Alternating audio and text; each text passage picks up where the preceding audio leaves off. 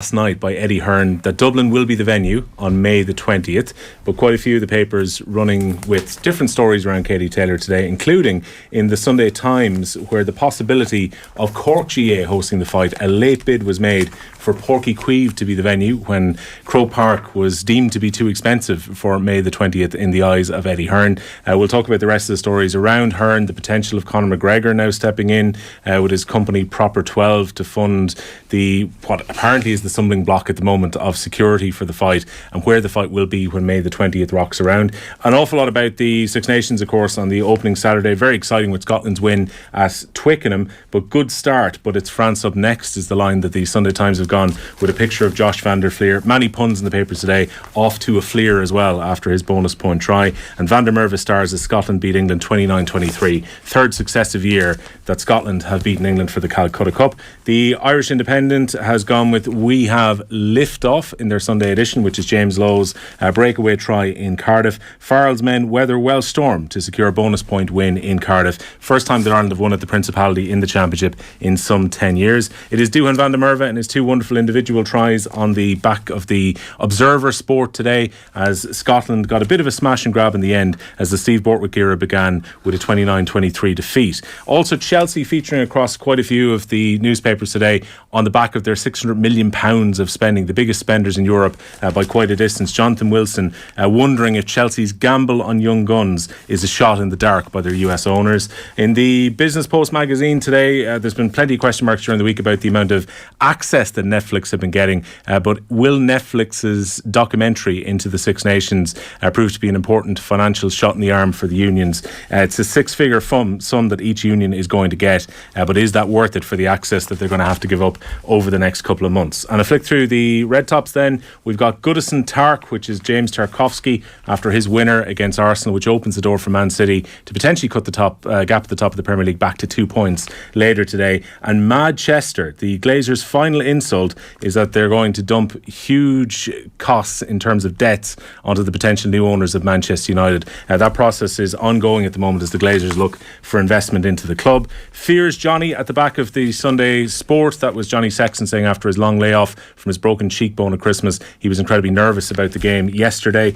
And we've got plenty of talk about Jurgen Klopp saying that Liverpool's performance was horrible in their defeat against Wolves. Klopp, I'm not a cop-out at the back of the Sunday World. Jurgen Klopp making it very clear that he won't be quitting Liverpool despite their poor form, sitting 10th in the table at the moment. John Brennan also writing about Ireland looking good for the Slam. Tara very much is also James Tarkowski, and a different sale around Manchester United being hinted at in the People today, which is ruthless Eric Ten Hag is planning a clear out at Old Trafford. Among the players who could be leaving, Scott McTominay, Donny van de Beek, Anthony Martial and Harry Maguire. That story is an exclusive by Steve Bates about the potential sellout there. And also in the Business Post, Matt Cooper has been writing about Chelsea needing Champions League money as part of their model after their big spending this January. Kieran and Gavin, how are we getting on, lads? Good. Cheers. Thanks. It's one of those days, Kieran, where we're probably looking at a lot of writing that's in the live sphere on the back particularly of the rugby from yesterday. A lot of Premier League previews of Spurs and Man City, and we'll talk about maybe the stories around Harry Kane a little bit later. But that's been the focus. I think we might kick off with Katie Taylor though, because I think some of the most meaty pieces that are in the newspapers today around Katie Taylor and the entire back and forth that's happened this week. Yeah, well, I found it a very interesting story because there's so much spin involved, and there's so much, often it comes down to who you believe on what's been said around it. It's interesting now, she was due to do Mick Foley mentions that she'll be doing a press conference in Dublin on Wednesday, and I got wind that this was happening a while ago, but I was told on Friday night it's not happening now. That Eddie Hearn and Brian Peters, Katie Taylor were supposed to come to Dublin. Now they're just going to issue a press release tomorrow around the fight.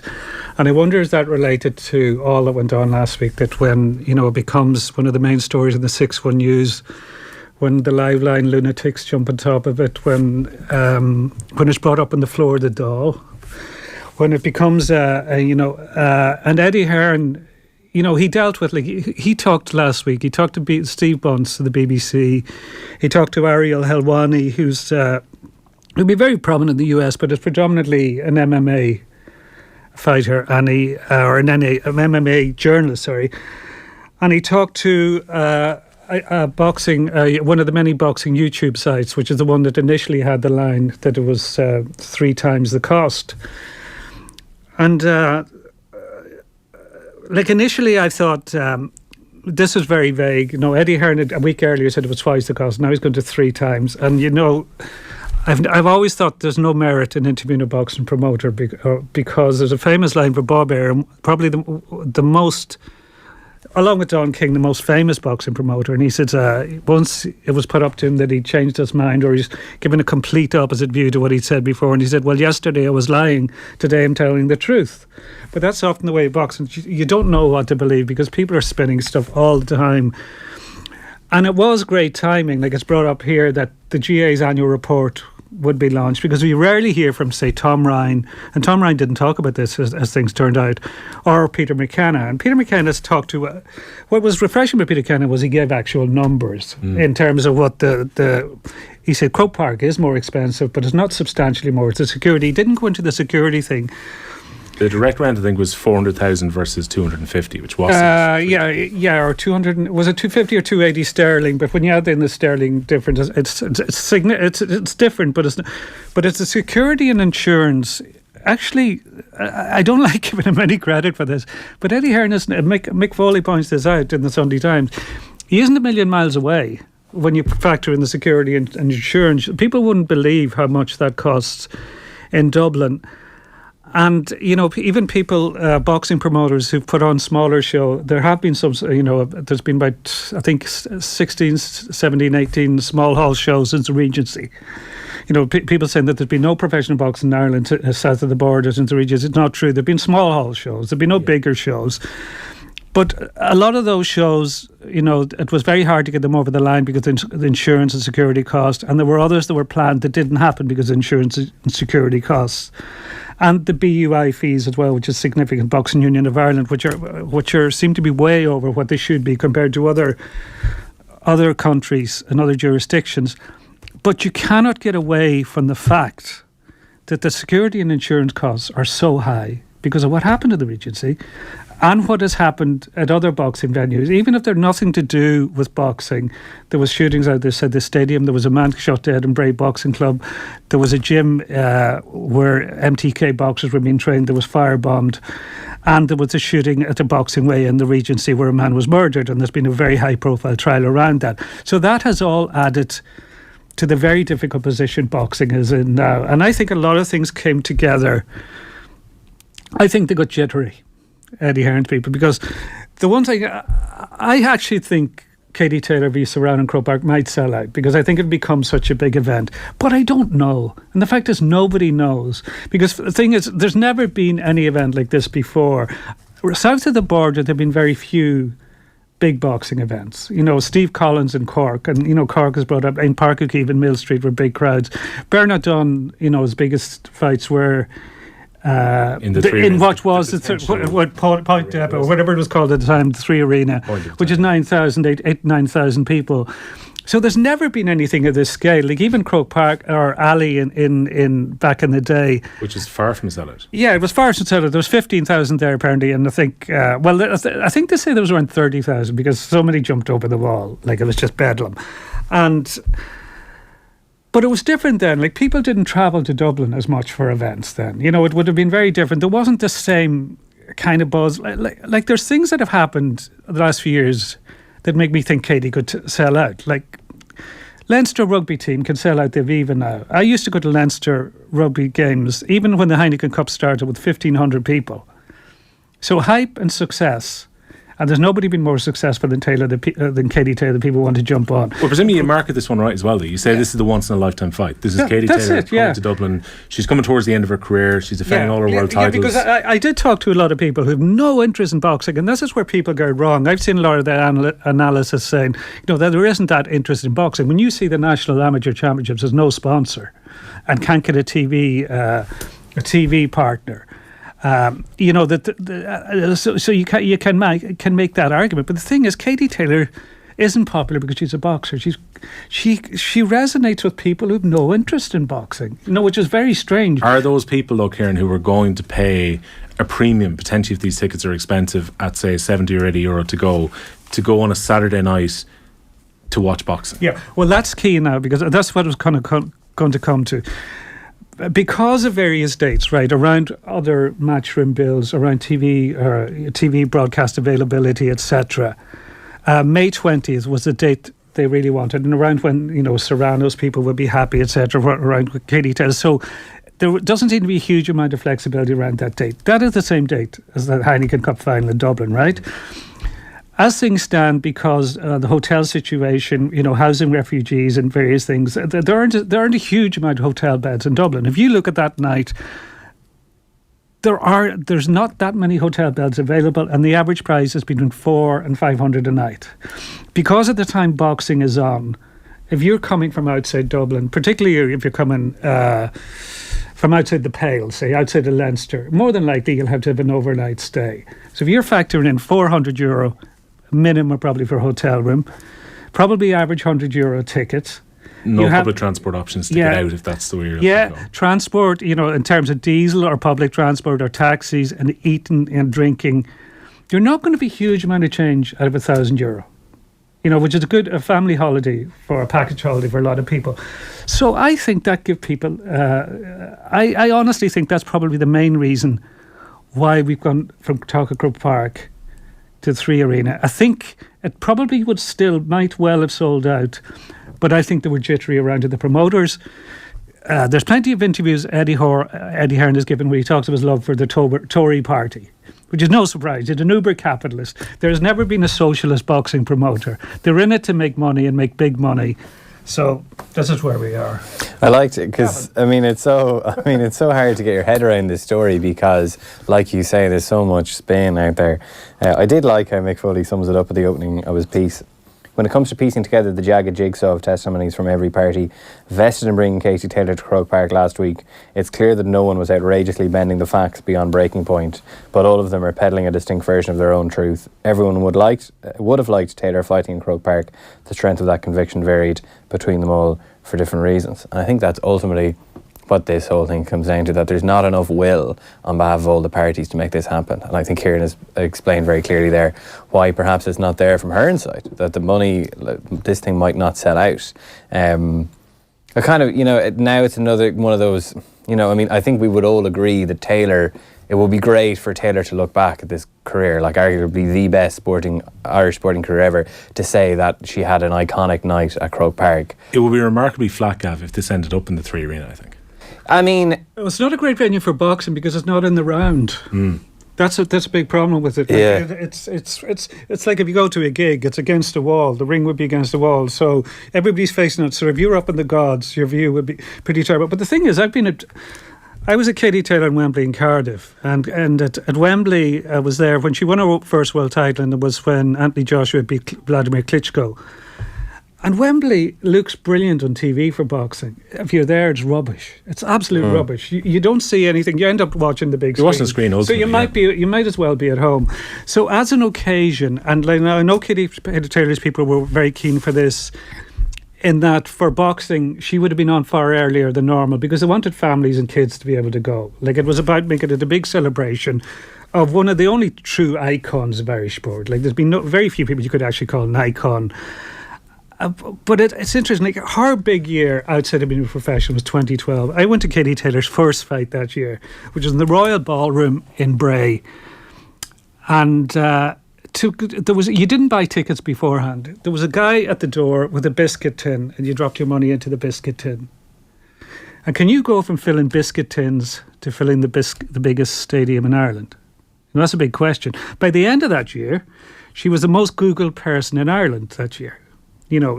But there's so many people who Google her and who, are big into her and have never seen her fight. Like, she's fought, even as an amateur, she didn't fight here that often.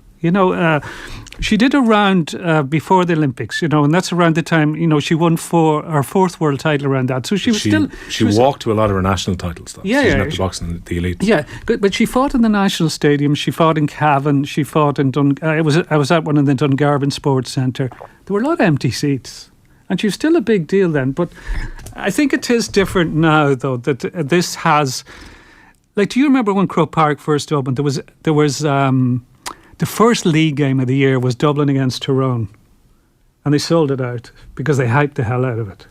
like hype works. And the one thing Eddie Hearn, you have to give him credit for, he's a hype merchant. He can sell tickets. Like he sold tickets for Joshua Klitschko in 20 minutes, and in another 20 minutes at 100,000 on the waiting list on top of that. So I think it might well have sold the tickets, but I think there was a bit of jitters over it that they mightn't. But whether there ever be clarity in that remains to be seen. Like it doesn't bode well that this press conference in Dublin has been cancelled, because I think they would have been probably a bit wary of more awkward questions than they got from Ariel Helwani or the YouTubers or from Steve Bunce. I did wonder as well, Gavin, when the week was playing out, whether this was Eddie Hearn deliberately taking a position to maybe try and leverage the situation, either for the GA to drop. Well, I think he wanted I think he wanted the live line cudgels raising against the GA. I mean, I have to say, I would love to have been a fly in the wall and the GA press office this week after all the Kilmacud Glen stuff to hear Ariel Helwani going on about, and these GA lads, they won't let you fight in Croke Park. What's going on there? What's wrong with them? So I do think maybe, look, I'm speculating, it's only my opinion. I think maybe Hearn coming out and talking about 3 times the price, which in fairness is probably accurate when all the costs are bundled together, to put it in Croke Park's court, so to speak, was perhaps calculated for everyone to it felt for to me though, the like Grab All Association, and for all that kind of outrage to spill online and on the airwaves. And as it turns out, it seems the country has exhausted their annual annoyance reserves of the GA over Kilmacud and Glen, and being there's just not as many people. It's interesting to see how it all plays out, and the Sunday papers is always a good way of seeing how that PR play on Hearn's part, if it was indeed that, played out. And you'd have to say not that well. There's a lot of pieces here on the GA side. Eamon Sweeney most forcefully, Shane McGrath in the Mail as well. Yeah, just a quick one, because a lot has been made as well. A few people have brought up that there should be government pressure, and that Jack Chambers, as Minister of Sport, was more active on this than Thomas Byrne has been. But there's a counter argument, and this is made in some of the pieces, that there should be nothing to do with the government. That it's why should a government have anything to do with something that's a commercial enterprise, and ultimately is about enriching the fighters, the promoters, the managers, and the DAZN, the broadcasting company. But it is interesting, though, when you look at it, the government have subsidised other sporting events. College football, the Americans, the the Irish women's. The Irish Open in women's golf is another example. There's a few other examples. So they have intervened at different times in the past over things that, and you could argue that this could be, Katie Taylor and Croke Park could be a tourism benefit as well. Like, because you would have people travelling. It wouldn't just be Irish people there. There would be an interest from the UK in particular, because it would be built up as such a big deal, as definitely the biggest women's fight of all time, and as one of the biggest fights in boxing across the board in a long time. Because you have to look at the end of year awards last year. The main bibles of the sport, like Ring. This is fight of the year. ESPN said that they were saying that Taylor v Serrano last year was fight of the year and the moment of the year and the biggest occasion of the year. So there would be interest from outside. So that it's interesting now. There's DAZN and Eddie Hearn's people sent out a promo this morning after it was announced, publicising the fight, and it's got May 20th, Dublin. It's got no venue on it. No, which makes me think things might still be up in the air. I do wonder that too. When the coverage, Gavin, was out last night, they deliberately said just Dublin. Kept on saying just Dublin. I just on that point, I think the idea that the state money should go into subsidising and making sure that Eddie Hearn meets his profit margins is rubbish. I really don't think there should be any state money involved. I think Thomas Byrne was actually quite good in this in the Dáil during the week as well, where he made the point that they have supported other events, and college football came up as part of this discussion. And he was saying there is definitely has to be a cost analysis around this, where the state have to say, well, we can guarantee this amount of people are going to come from Nebraska or from Illinois to go and watch the college football, so it's going to bring in this many tourists.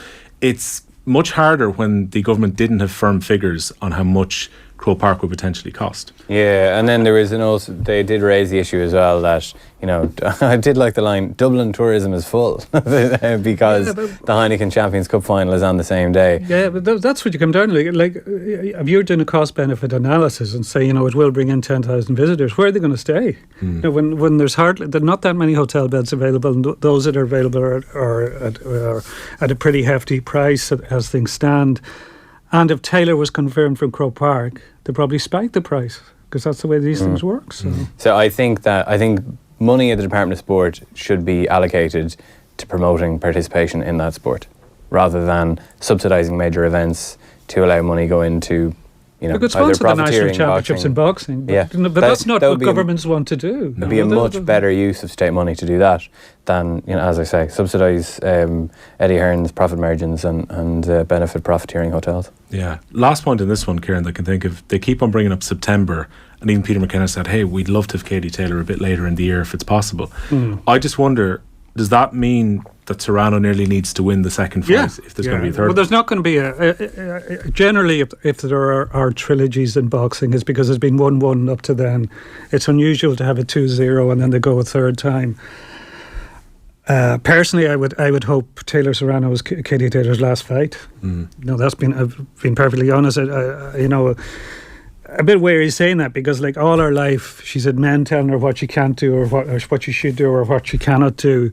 But I think if she's 37 in July and she's boxing a long time, and get out when you're in good enough fettle, because it's a dangerous game. Which is why I think Croke Park could have been the fairy tale, because this could have been the homecoming, leaving with your unified titles as a two-weight world champion, as an Olympic champion. And the thing is, like, if she, I don't think she thinks that way at all. I think she thinks, you know, there's talk of other fights she wants. Because she's such a big deal, she could have picked an easy fight for a homecoming, and there would still have been hype and a big crowd around it. But she's picked the toughest fight she could pick for it. So, right, let's have a look then at. I'm going to skip forward here, lads, to the Sunday Independent from today, and I'm going to go to page 12, because this is a very different take from Tommy Conlon to what was a saga over the last couple of weeks since the end of the All-Ireland Club Football Final, where Kilmacud Crokes won by 2 points. I think people are probably quite familiar with the story now, but Crokes had 16 active players on the pitch because Darren Mullen hadn't left the pitch after being signalled that he was going to be subbed. Technically, they had 17 on the pitch, but Paul Mannion was looking backwards at the time of the 45 and wasn't an active player. It's all played out that Glen had to put in an appeal. That appeal has now been withdrawn at the stage beyond the control committee of the GA, who had advised a replay would take place, and Kilmacud Crokes will be keeping the American Cup. Tommy Conlon has opened his piece today on page 12 of the Sunday Independent by saying, having done their best to take the good out of it for the winners, the vanquish scuttled away from the mess that they've created. When the penny dropped that they were starting to look like poor losers. So Gavin, in this spin war, had it got to a point on Friday that Glen were starting to look like the bad guys in the saga, or what do you think of Tommy's taker? Tommy is one of my favourite sports writers, one of my favourite pieces of the week usually. I did enjoy this as well, but I disagree with it. I think that to portray Glen as the bad guys is a little bit unfair, to be quite honest. Glen seemed to have committed that awful Irish sin of wanting to be seen to be successful in taking this appeal. The issue is that we're 2 weeks on. We're 2 weeks on from this bloody match.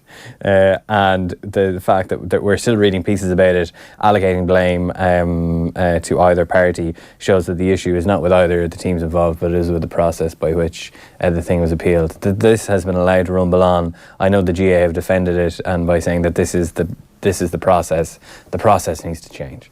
It's a joke, you know. I mean, the fact that this is still going on, and Tommy says that Malachy O'Rourke was right afterwards to say that it was only in his personal opinion that we wouldn't take an appeal to this, and he says but more broadly there is the moral picture, because as always there is a difference between what is legal and what is just. There are legal rights and wrongs, and then there is sporting right and wrong, and there is fair and unfair. Well, that can be interpreted either way, you know. I mean, Darren Mullen was on the goal line. Maybe that was unfair in the eyes of Glen. So I think if I was Glen, if I was associated with the Watty Grahames, I wouldn't be too thrilled reading this piece. I think that they played the hands that were dealt to them by a disciplinary process that is clearly not fit for purpose. I would think as well, Gavin, when it comes to this, there was probably split opinion within Glen itself over the last 2 weeks. They took the full length of time really before they decided to put in the initial appeal against the rule breach, which is the 16 players on the pitch. that would indicate to me that they probably had to have quite a few conversations, particularly on the Monday before that appeal went in. And I'm sure they've been having discussions over the last week when it was becoming very clear behind the scenes that there was no appetite at all within Kilmacud Crokes to play a replay. And then Glen had to make that decision on Friday to, as they say, withdraw from the process because they felt that an appeal was a replay was unlikely to actually happen. So to me, that sounds like a club that were pondering about this and not a club who were just trying to take away from Kilmacud's success. Yeah, I think so. As regards taking away from Kilmacud's success, I don't know. I think so. Effectively, what they've withdrawn from the appeal because they don't think they'll win. Is that? I think they've withdrawn from it because they don't think that the replay will actually happen. Yeah, well, fair enough. And in fairness, that was the general. Again, we're in kind of GA Flann O'Brien territory when I mean the GA ordered a replay, and the various kind of the consensus in the newspapers and on the airwaves was there'll be a replay, but that won't be played. So maybe obviously that's the case. I just find it unbelievable that it went on like this. I thought that. As I said, Glen were put in a pretty invidious position, and it was a total mess. I mean, Tommy's point that Kilmacud's, was the win tarnished a little bit for Kilmacud, that they didn't get to enjoy their celebrations. I don't know. I mean, they still made the error in leaving 17 players on the field and 16 active players on the field. So they did break a rule as well. But I think to heap criticism upon Glen, I don't think that's very fair. I think it shows there's a major conflict, Will, between, like, a lot of us would have grown up in the GA to varying degrees, and we kind of become so used to the GA way of doing things that we forget often that it's ludicrous. That a lot of the way the GA operates is ridiculous and wouldn't be accepted in any other sport. And it sometimes needs outsiders to comment on it. And, I have heard some outside comment. I think, like, Ken Early and Second Cabs have become quite funny about it. Like, who's coming from back. Like, this would be, at a club level, it's an All-Ireland final. It's the biggest game of the year. The biggest game of the year in any sport and any other sports. For this to happen, we think there's been a big reaction to that. Like, it would be all over Sky Sports News for 2 weeks, 3 weeks, 4 weeks. And, I because I have this little, this thing of having grown up in the GA, my gut reaction was like Tommy Conlon's, it was like Malachy O'Rourke. It's wrong, but should we get on with it? Should they probably have won it anyway? But really, it shouldn't be acceptable. And I honestly think Glen didn't want to appeal. I think Glen were I think in a way they were kind of, Joe Brawley went big time in this and, highlight a lot of things. And, they were this was kept being put to Glen. You have to stand up for the integrity of the game. And if you accept this, if you tolerate this, your children will be next. Club, exactly. Your children will be next. Be 20 aside at under 10. But the I've seen Joe tweet about this and say no rules. The rules are the rules. But you read Joe's column today, and he's talking in very romantic terms about a former manager of Derry, John Brennan, and when he was managing against him at a club game, he came on to him and punched him. And realistically, John Brennan should have been banned for at least a year for doing that. But Joe was romanticising that. So there's rules. You can be selective about this rules are rules thing. I think everybody got the same word out of Kilmacud that they weren't going to replay the game. So Glen were in hiding to nothing. I think they made a stand, knowing that nothing would change. And I think I have a feeling it was part of the plan all along to withdraw their appeal. But that's my speculation. So you think Glen appealed to make a case of it and then to never really feel it was going to so even to force the hand so somebody goes to Congress and puts in a motion to make sure something like this can never happen again, just to make a stand for the integrity of the game, because it does not help the integrity of Gaelic football if you can have 17 players on the pitch. I know one isn't active, but he's still 17. And it's so simple. It's done in other sports that a sub can't go on until you leave the field. It's not that complicated to make sure that's the case.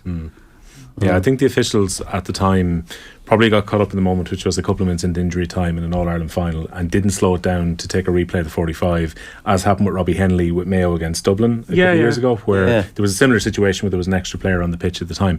So realistically, the officials have dropped the ball a little bit on the day as well. I think it may well formalise what happens with subs from now on. I think it has to, because I think if it happened again, imagine how embarrassing. Like, this has been hugely embarrassing for the GA anyway. And it also highlights something that should also be brought to Congress, that it shouldn't be up to clubs to object. Like, this was on the GA and the GA authorities and how they run the games. Glen would have been embarrassed knowing they lost the game, and no matter if they were 14 or 17, they'll probably have lost it. Like, it didn't make any real difference in the end of the day. So the GA should sort that loophole out. Either club shouldn't be put in that very awkward position. I think probably Kilmacud's backs are up as well, because there's a lot of. Tommy makes a good point about this. Like, Kilmacud do brilliant work. Yeah. Like, they're in an area that was never seen as a GA area, and is such a stronghold now. But they're hammered, because they have a private hospital, say, as a sponsor, and that they're seen as the monies and the elite, and then they get Shane Walsh in a transfer. But the vast, you go through their squad, I think the fewer imports than any big Dublin club. And also, we can romanticise things too much with other clubs. Like, Glen are a small club in Derry. Malachy O'Rourke's from Fermanagh, and he lives in Tyrone.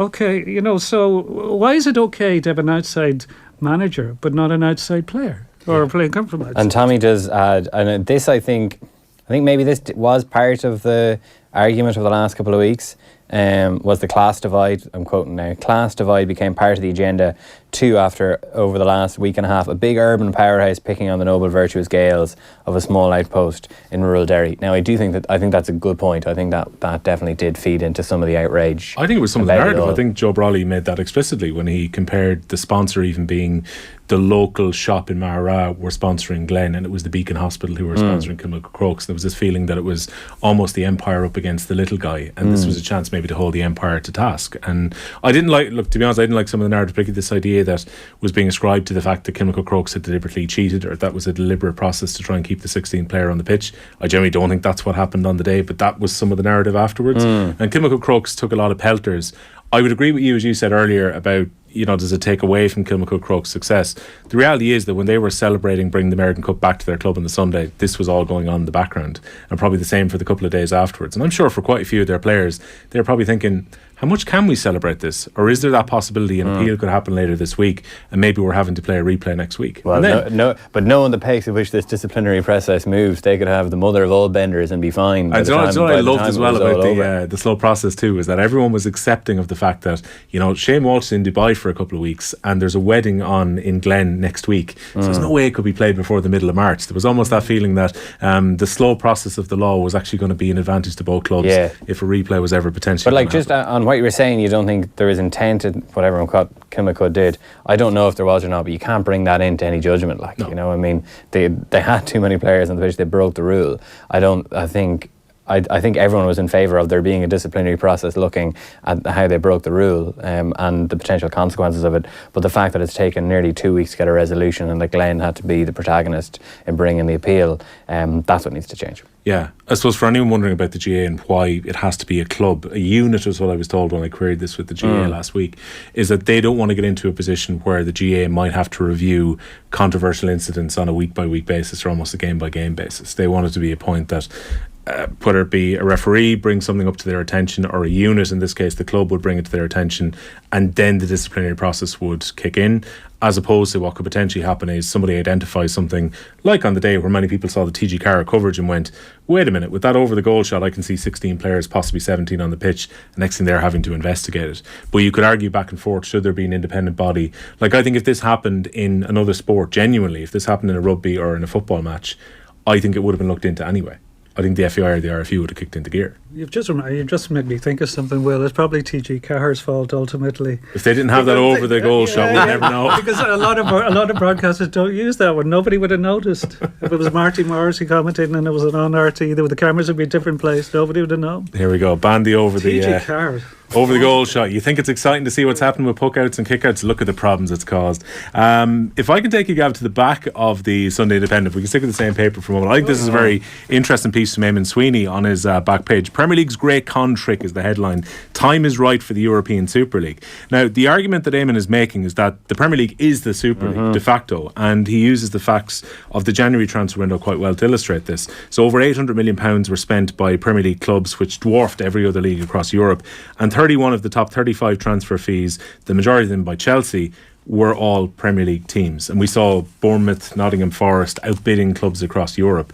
That just goes to show the huge money that's coming in from revenue. He makes the point about financial fair play being tied to the revenue of the clubs, so it's only going to become more of an issue with the Premier League clubs having more money to slosh around the transfer fund. So therefore, he's making the point that all this English exceptionalism about the Super League rings a little bit hollow when they're so far ahead of the rest of the competition. Theirs is the Super League, and it's quite clear that this is now an international league that just happens to be in England. Eamon makes the point that it's like the City of London. They'll accept however much money is going from wherever it's coming, no questions asked.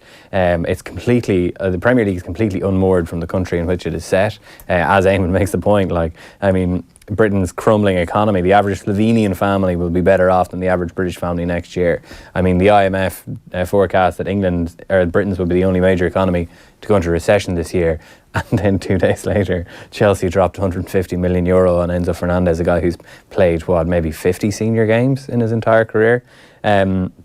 He's completely right. Javier Tebas of La Liga said the Premier League is a doped league, talking about finances. So completely.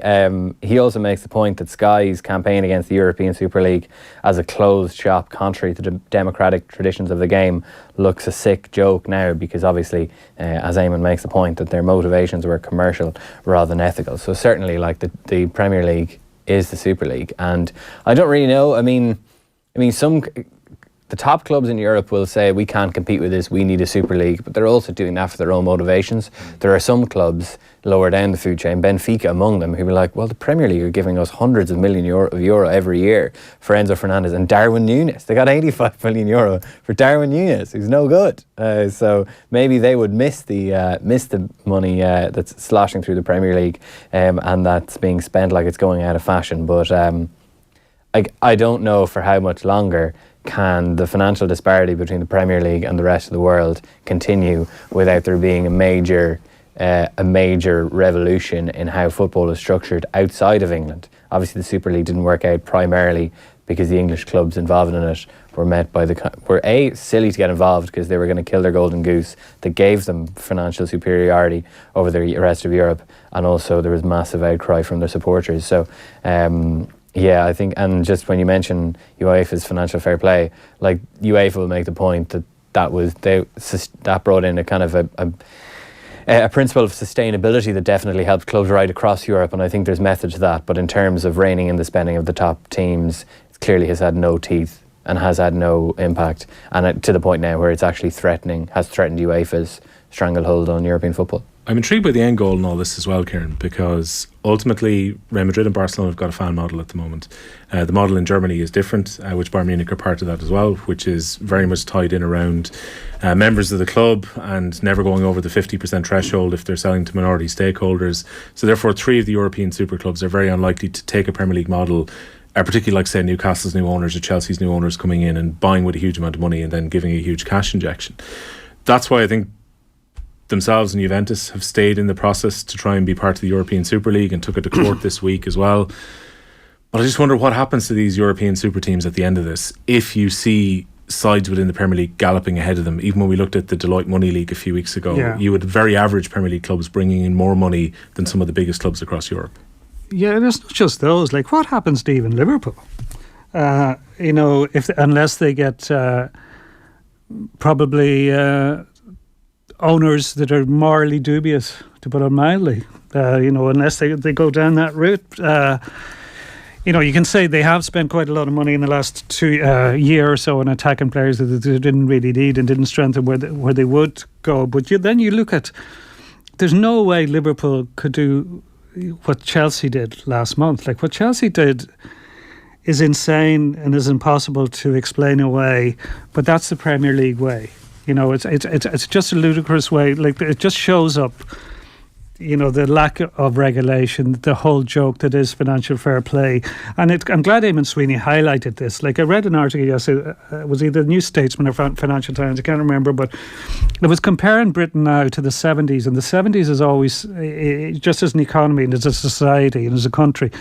And this 1970s is always seen as a low point, in that there were so many strikes, there was uncollected rubbish on the streets, there were power cuts all the time, there was a 3-day week. But it's pointing out that in many, many ways, and there's a metric, it went through all things like average wage, there were so many different things. Things are far worse off now. Like the guy went to London in January 94, and my first salary was 25,000 sterling a year in a newspaper. And if you started in that same sterling newspaper now, which is nearly 30 years on, you wouldn't get that. You wouldn't get 25,000 in a city which is, and that's 30 years on. So, and that's across the board. Like, so you have this situation where players, where there's clubs that will give a player $500,000 a week, but at the same time have food banks. They've set up their own food banks to help supporters. You have this incredibly mad contradiction, and there's no trickle. Trickle down economics is a big myth anyway, but there's no trickle down. Like, as Eamon points out, of the 815 million sterling paid out in the transfer window, less than 5% went to English clubs outside the Premier League.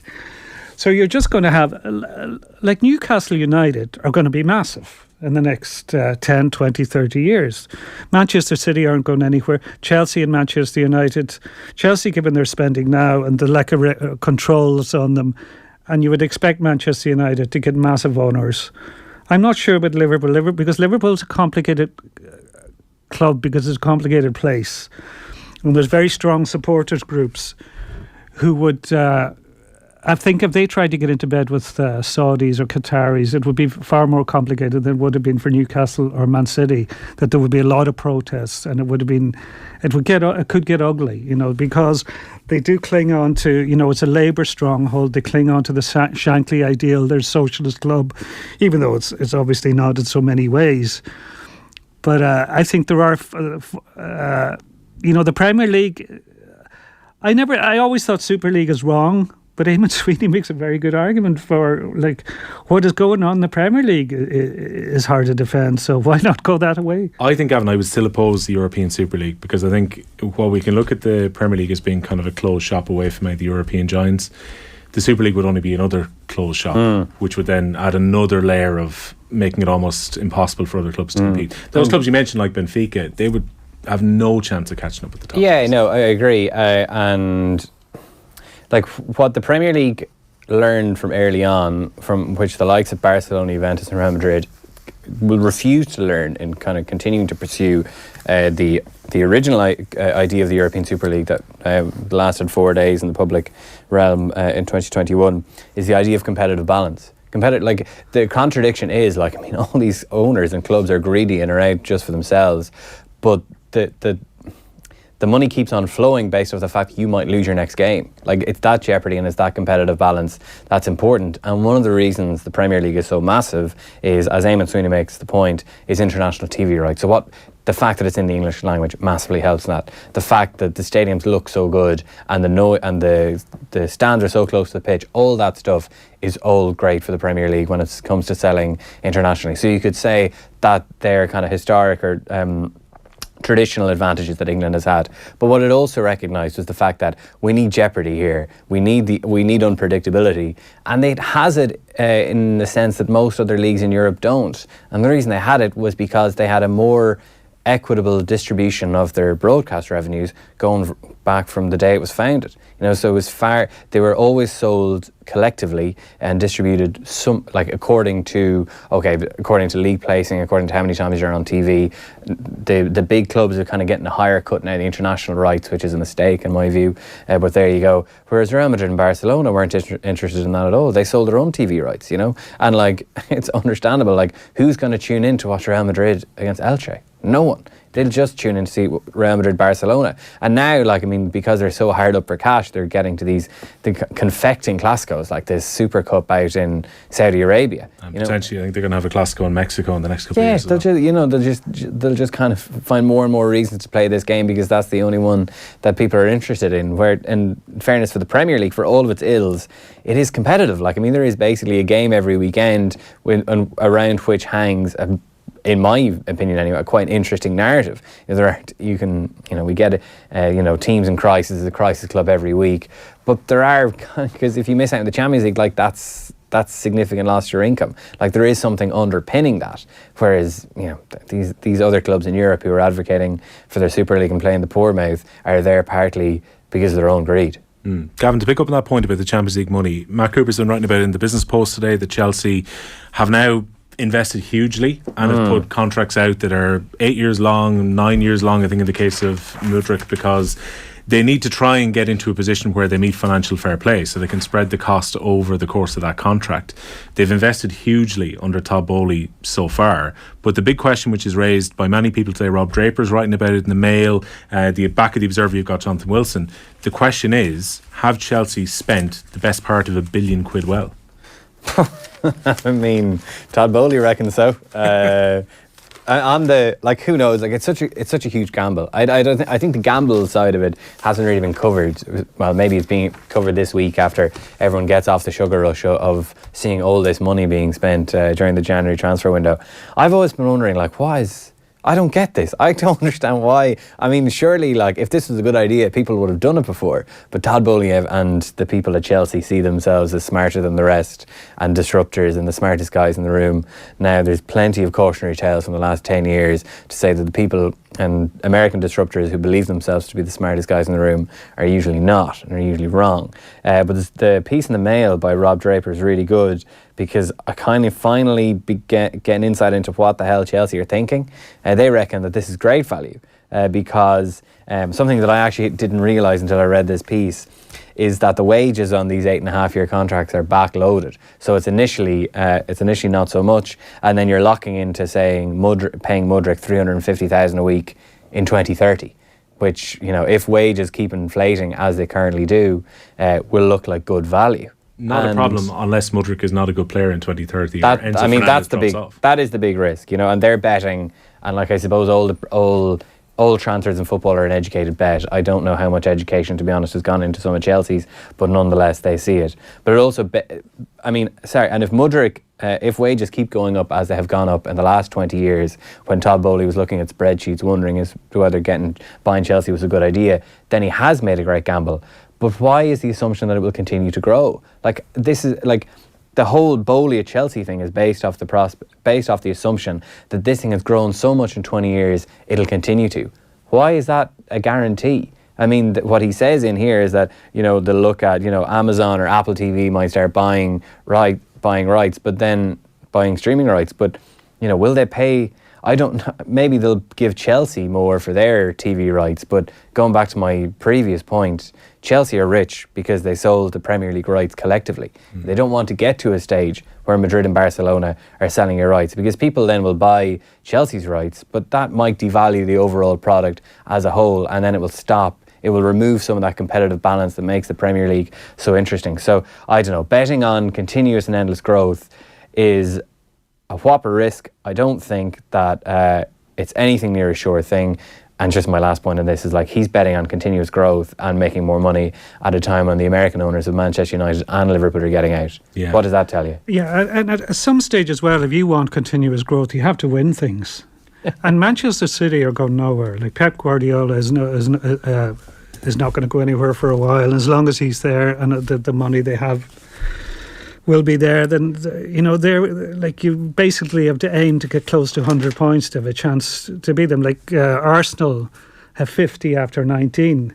If things go to plan and both win their games up to their meeting on February 15th, a City win that day puts City just 2 points behind, and suddenly you're going, City will win the title. So, and only for Liverpool managed to sneak past them once. What would City be looking at now? 5 in a row? It would be a 5 in a row. Would have been 5 in a row. So it would be a similar situation do you have with PSG and Bayern Munich. Newcastle United will likely be the main threat because of their finances to City in the years to come. So Chelsea even to come third is a challenge, and that's not. You don't know what might happen with Liverpool and United. It's interesting as well. Like I saw it up again during the week, and you sometimes see these panels come around. I think it's the top 30 most expensive players of all time. And if you're being kind to some of them, you'd probably only pick 5 of them that have really been the moves worked out as successful. You go through each club's record signings over the years. How many of them worked? You mentioned Nunes, currently Liverpool's one. Maybe he'll work in time. It doesn't look like at the moment. But, you go back to Andy Carroll was the record sign. It's like so many record signers just don't. No, they are educated. And sometimes they're not that educated. They're punts. Like you don't know. Like you've brought in, how many players did Chelsea bring in January in the end? Was it 8? 7 or 8? I think it was 7 or 8 in the end. 7 or 8 in the end. And you're trying to integrate them into what's there already. And many players in the same positions. That's the thing that I found really crazy. When the Hakim Ziyech transfer didn't happen, I'm thinking, amazingly, he then started in the game after he was effectively a fax machine away from being sent on loan. Yeah, and it's often be said you never buy a player on the back of a World Cup. But clearly they bought Enzo Fernandez on the back of the World Cup, because it couldn't be in his club career, because he's only played a couple of dozen games, but they make him one of the most expensive players of all time, and I can't see that working. It just seems insane. The other thing significant is to try and compete with City of Guardiola, Chelsea of Graham Potter, who looks promising but has never won anything. Newcastle of Eddie Howe, the same. So Klopp had a track record. Klopp had won the Bundesliga, and he'd taken to Borussia Dortmund to Champions League final, and he was able to get the better of Guardiola, but nobody else has proven they can. So where did Liverpool sit now, Kieran? Just when I think about that, there's a lot about Klopp, particularly in the tabloids today. He was a bit prickly, understandably, I think. The James Pearce of The Athletic asked him a question, and he refused to take it, and he said, "You know what you wrote." And I don't know what he wrote, because he's one of the guys who would often be criticised for being far too positive about Liverpool and about Klopp and about the owners FCG. Paul Rowe in the Sunday Times then asked the same question, so he did answer it. But I think it shows the short-term thinking now that that you have some people who've been talking about whether he should be sacked. Like, surely you have to look at things in the round and what he's done so far. That you have to, this is a disaster of a season. But you have to, if he can't be allowed one bad season, I don't know where we are. And the other thing, like people can, like if you go through the squad when everyone's fit, there's a core of a very good squad. You clearly need strength in midfield. But I look at Manchester United. The 2 big signings he made were Casemiro and Lisandro Martinez. They've made a massive impact. Because just 2 players have transformed that team. You don't need to bring in 5, 6 or 20 like Chelsea. Like if they did get Bellingham, which is probably a long shot, but there is talk that Bellingham is very keen on Liverpool for various reasons, most of them sentimental. But say if they got Bellingham and one other player, and like 2 midfielders, or not a Bellingham, but 2 quality midfielders, even if they missed out on Bellingham, it could make all the difference. Like even I was joking about this last night, that they're doing the ultimate rope-a-dope. Just luring Real Madrid into a false sense of security. And then bang. But the first leg is, I would not be surprised if they put in a brilliant performance the first leg at Anfield and beat Real. Because then, at that stage, there's a good chance Jota will be back. Possibility of Firmino and Diaz would be options. Van Dijk and Konate could be back as well.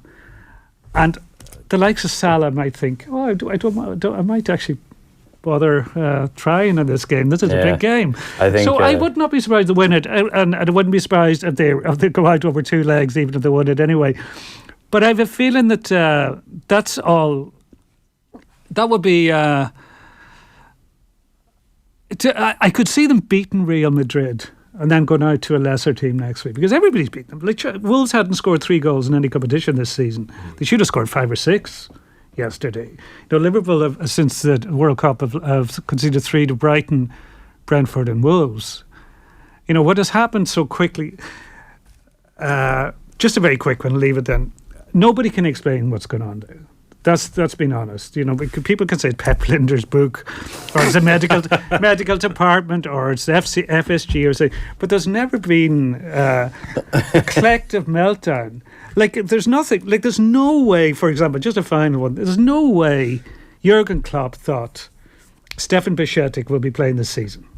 He was only 18 in October, but now he's anchor midfield. So none of this was planned. Like he said last summer, you know, he didn't want a midfielder, even though he tried to buy Chumani, was it? And he missed out on him. Then at the last minute, there was a panic and they took in Arthur Melo on loan. So there's a lot of this that is completely unplanned, and Klopp looks lost. He doesn't know what to do.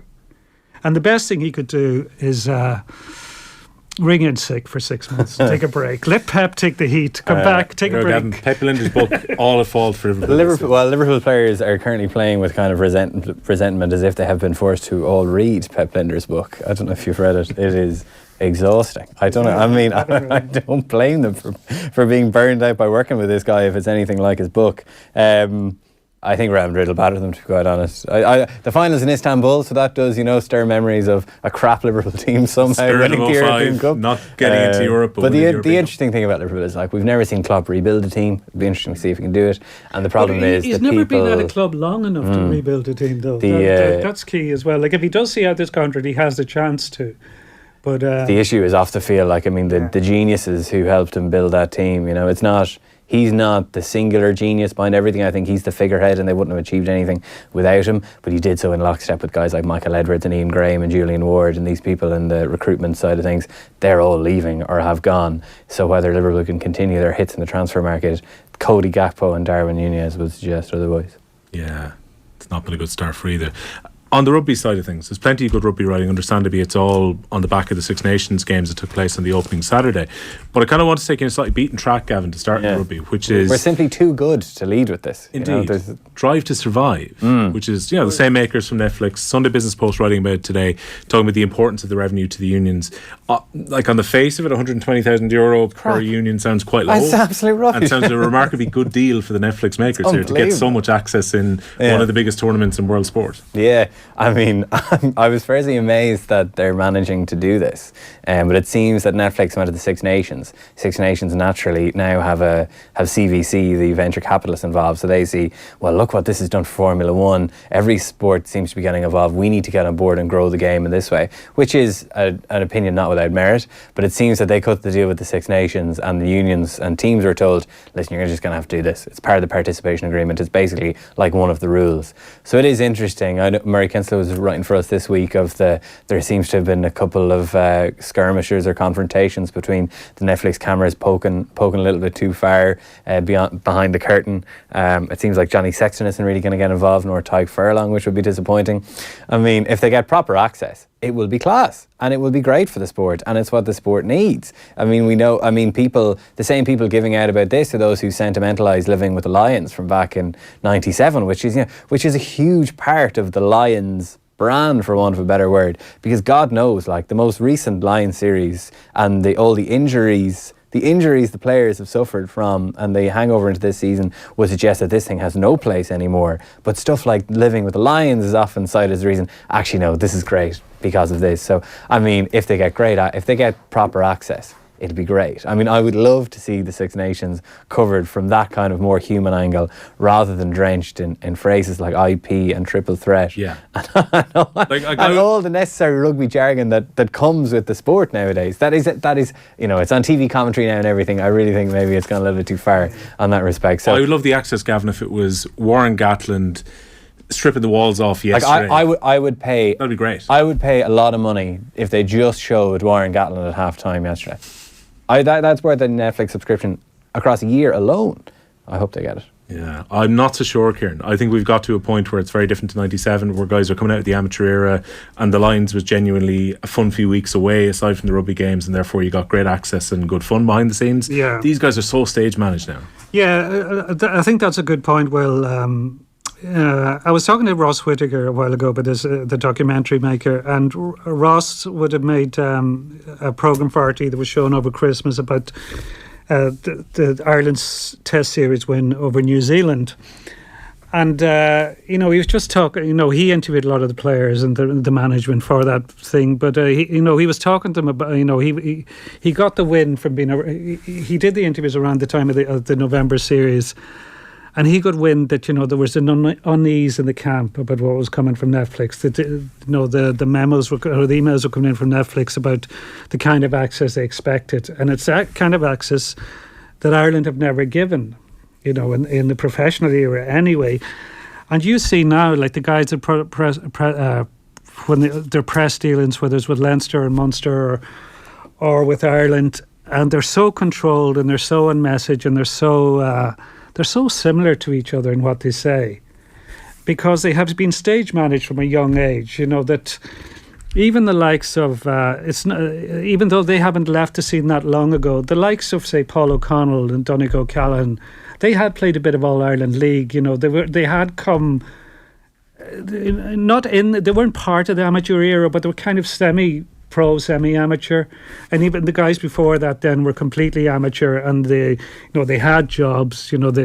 They weren't media trained, but even though this may be open, I think their instinct now is to be guarded, to act like there's cameras on you anyway, and I think this will. I have a feeling. Like Netflix might have made an agreement. Okay, we're in the dressing room at halftime and before the games and after the games. I wouldn't be surprised if they'd gone to the Wales dressing room at halftime yesterday and they were told by Warren Gatland, "No way you're getting in here," because things are a bit ropey. It's my first game and we're getting our arses handed to us. So it will be interesting to see how it pans out. Netflix were at Ireland's training camp in the Algarve, and they interviewed a lot of players there. And there were a couple, likes of Peter O'Mahony and Keith Earls, who are more old school in the way that they talk, and they're, Keith Earls' book with Tommy Conlon was talking about earlier. Keith Earls' book is fabulously honest. I would this is going to sound like a bit of a contradiction. As a viewer, I hope they get great access because I would love to see it. There's a voyeuristic part of me that would love to see it. I would have a lot of sympathy for a player who doesn't want the cameras there, because when you say they act like there's cameras on them all the time, at that level there are cameras on them all the time, unfortunately. And for any sports person to want, the idea that the dressing room is sacrosanct is actually, I think, a worthy idea. I think players, because they're human, they should have some kind of space where they can just be themselves and not worry about. You saw what happened when cameras were in Glasgow. Sorry, say that again? We saw what happened when there were cameras in the dressing room in Glasgow after. Yeah. But I just think that there's so much pressure on players at that level, certainly, that I think I wouldn't blame them for feeling unease that, okay, this was the one part of our professional lives where we felt we were kind of safe from the prying eyes and the judging eyes of the public. So I can understand why the tension is there. And in terms of access, it's a funny thing, but because the refs are mic'd up, sometimes they pick up stuff from players. And that can quickly go viral, the All Black series last year when Peter O'Mahony's line about you're just a shit Richie McCaw, which quickly went viral. But I know for a fact in some instances players have been a bit embarrassed that things are being caught. What they're saying in the field is in the heat of the moment. They don't want it for public consumption. But there are, as things stand, that sometimes does happen. So. And look, I can understand totally where players are coming from too. We had Joe Canning on the show the week before last. He's making the point about the fact that his comments about Henry Shefflin ahead to the All-Ireland final in 2012, he thought maybe this would make headlines, but there's no way my teammates are going to view this as this was an inspiration for Kilkenny to beat us.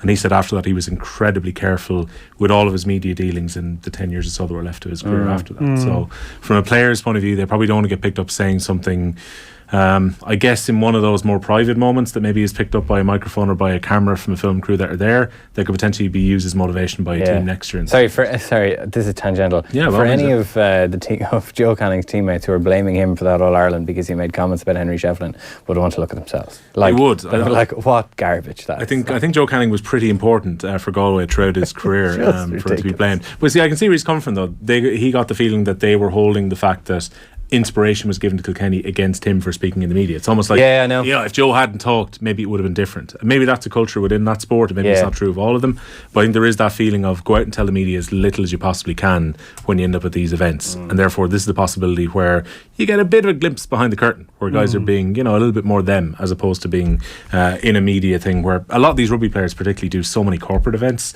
and do so many advertised events, and they know exactly what the message is. We don't look past Wales. The World Cup is the only thing we're thinking about. Well, in the back of their mind, they're probably half thinking, you know what, actually I do care about what happens in France. But it's funny, just some sports are just at such a different attitude to access as well. Like Thomas Hauser, the boxing writer, he would spend a lot of time in dressing rooms before and after fights with fighters. He has a book out recently about... is that because fighters need to sell themselves? Kieran, it could be, like, and a team is different. Maybe individual sports are different because... you look at the GA, and there were a few back in the day, like the famous goal we won a year till Sunday, Westmeath when under Poddy. There was some good stuff, but it was more guarded. Cross McGlen did one, but a lot of teams have been approached and turned down things, and like Armagh did one. A lot of people don't know this. In 2003, Armagh were followed for a year by a documentary crew, but they only did so in the proviso. They were only allowed to be shown if they won the All-Ireland, and they lost the final, so nobody's ever seen it. What a waste of a year for the film crew. Yeah. That should be dug up. There's definitely... Dublin did one under Paul Carfrey as well, didn't they? Dublin did one, It's up there with the David Connolly files. Well, we're ever going to see these. I presume you're both familiar that David has all the footage from Saipan. What? Yeah. So he was going around, he was basically videoing quite a bit of what happened in Saipan. Are you serious? Yeah, I didn't know this at all. The actual meeting? I don't think he has the actual meeting, but he has a lot of the behind the scenes and the tension around. And what's he going to do to it? I think he should be selling them to a distributor. Do us all a national favour and bury them, and let's not restart this debate all over again. There's also that possibility too. But I think the tapes are sitting in, I think he was saying they're in his parents' basement. But basically he was going around with a fairly primitive camcorder at the time. The whole idea was, I'm going to have loads of memories of our fantastic trip to the World Cup, and then S hits the fan in Saipan, and he could get a fortune for those. He really could. Personally, I hope it's released. I grimaced at the idea of the 20th anniversary and the upcoming 21st anniversary and all the talk around Saipan and being reopened again. But I actually think watching those tapes may well be interesting in and of themselves. Time is up against us, but just a very quick one, Gavin, I wanted to touch on, because there's a lot about Harry Kane in the papers today. It's dominated the Man City versus Spurs preview material, and Rob Draper, the aforementioned, has got Harry Kane, potentially Bayern being a route for him, which is on page 62 of the Mail. Tom Allen is also writing in the Sunday Independent today, Kane at the Crossroads is the title he's come up with. Harry Kane is on the verge of two very important records. His 200 Premier League goal, which would put him in a club with Rooney and Shearer as the only three players who've done so, and he's about to go past Jimmy Greaves. Let the argument continue about 2 goals Jimmy Greaves scored in the Charity Shield, which is not counted by Spurs, but he's on the verge of breaking that record, whether it's 1 more goal or 3 more goals that he gets. So Harry Kane will have achieved everything he really could with Spurs from an individual record point of view, but his medal collection is still bare. Are we getting to the point now, as Harry Kane reaches 30, where maybe he has to look abroad when Man City is no longer an option? Yeah, quite possibly. I don't know why Manchester United wouldn't be an option, in all things considered. Robin Van Persie Mark II. Yeah, exactly. Like Wout Weghorst, I don't think is the long-term solution there, should we say. Maybe they'll go for Osman or someone else. Are you saying that he should go? I think the papers are making the point that he should at least consider a move away from Tottenham Hotspur if he wants to win trophies. Yeah, I would, if he wants to win trophies, definitely. And Bayern would be a great move, in the sense that he would be guaranteed at least a Bundesliga trophy once a year, and he would be a serious addition to that team. But it sounds like maybe he's going to stay at Spurs. The latest, the murmurings a couple of weeks ago were that he was open to extending his contract. So I guess it comes down to what motivates him. Does going to Bayern Munich and winning Bundesligas and maybe the European Cup there, will that mean a whole lot more than basically becoming the best Premier League player ever? But I mean, if he becomes the top scorer, I think that would definitely be a legacy for which he would contend. And I think maybe that the latter maybe motivates him more the winning trophies. Winning trophies at Spurs, I think, would be the ultimate motivation. As to whether that's going to happen, it's hard to know. Well, as Kieran just outlined, you've got 2 or 3 super clubs in the Premier League. Newcastle now are likely to spend fairly freely, particularly if they get into the Champions League, because the revenue will be coming in where financial fair play is no longer an issue for their Saudi Arabian owners. It's difficult to see Spurs win a trophy in the short to medium term. Harry Kane only has the short to medium term left. Yeah, I suppose. Yeah, if he wants trophies, definitely. I mean, Bayern will be a very interesting one, rather than, you know, and it maybe will be more palatable than, you know, going to in Tom Allnutt's piece in the Sunday Times, it's interesting. It mentions the fact that Kane, I've always thought this as well, that he sees the season Leicester won the title as Spurs' great lost opportunity. And I don't know if you remember the game against Chelsea when the Spurs just went into complete meltdown at the end, and, you know, there's Malise and everything. But, you know, that was the case, because when you go through that Spurs team, man for man, they had so much quality. You know, they had a serious team that time. But there's a line in this as well, that he has 16 league goals this season. Erling Haaland is 25. If he had gone to City that time, he would have 25 this season. If he had that kind of service, like, he's a City team that's creating very little, and he's still got 16 at the halfway point of the season. Like, it's a serious return in a year where his two mates from last season, Son Min-Kyung, has not been playing as well. Kulusevski was out for a while. It mentions as well his response to the World Cup. You know, the missing the penalty, how well he's done since the World Cup. Like, he doesn't seem to have a World Cup hangover. I remember talking to David Ford a few years ago, and David Ford was at Millwall when he was sent there on loan. And his season was, you know, his career was at a crossroads. Like, Spurs weren't convinced by him at all, and they sent him out in a few different loan spells. And Millwall was the only loan spell that really worked for him. But David told me that he used to be begging David to come back in the afternoon. Extra sessions. Regularly. He said nobody else in Millwall was doing it, that he worked so hard in his finishing, and he did endless hours of shooting practice on his own, and it paid off. Like, he does seem like a strong character. I would like him to win medals.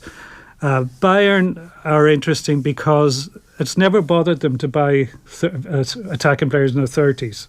They do it all the time. So he would win medals there, because they always win the Bundesliga. But I have a feeling he could be at United. You know, like, as Gav says, Weghorst is very much a short-term issue. They're so dependent on Rashford. They do need, you know, a proper centre forward.